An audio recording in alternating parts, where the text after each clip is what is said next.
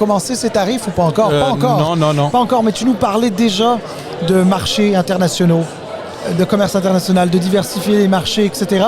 Et c'est un peu M. Trump qui a fait un peu d'ombre sur la course du PLQ.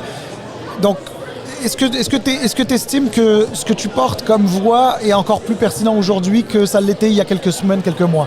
Mais, moi, je parle et je mentionne que la vision, c'est important en politique. Et en 2002, je parlais de la diversification des marchés. C'est pour ça que, quand moi, ce qui s'est passé avec Trump, bon, ça ne m'a pas surpris. C'est une conséquence de notre manque de vision il y a une vingtaine d'années, quand on aurait dû faire de la diversification des marchés. Aujourd'hui, le message que j'envoie, c'est d'abord et avant tout, faisons la nationalisation de notre eau, parce que la nationalisation de l'eau, actuellement, les gens commencent à se battre pour l'eau. Et un jour, ça va s'en venir chez nous, il faut la protéger, notre eau. Ensuite de ça, je parle de la protection de nos terres agricoles, terres forestières. Les gens ne le réalisent pas, mais il y a beaucoup d'investissements étrangers qui se font au Québec. Et ça, là, ça va nous coûter cher à long terme. Et c'est pour ça que j'envoie des signaux d'alarme en disant, écoutez, il faut réfléchir à ça.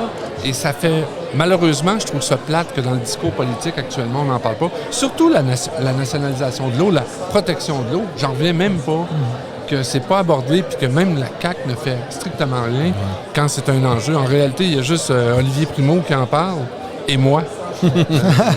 Mais une dernière petite question. Non, vas-y. Comment tu te sens, toi, maintenant, avant, on est à quoi, peut-être 4 heures des résultats?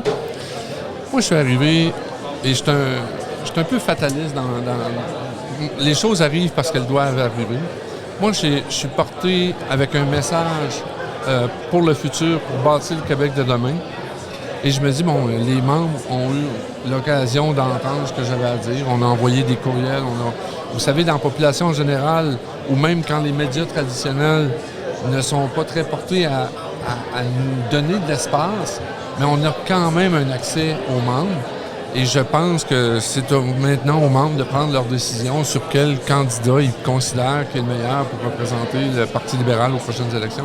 Mais félicitations, Marc. Franchement, pour ta campagne, vous avez tous fait une bonne campagne et vous avez demeuré jusqu'au bout. Puis vous méritez tous des félicitations. Puis on le sent, je me permets de le dire, on sent la sincérité dans tes propos et on sent aussi la conviction dans les idées que tu as avancées. Bien, c'est gentil, puis j'apprécie, puis merci beaucoup de m'avoir accueilli encore une fois. Toujours un plaisir. Toujours un plaisir. Merci.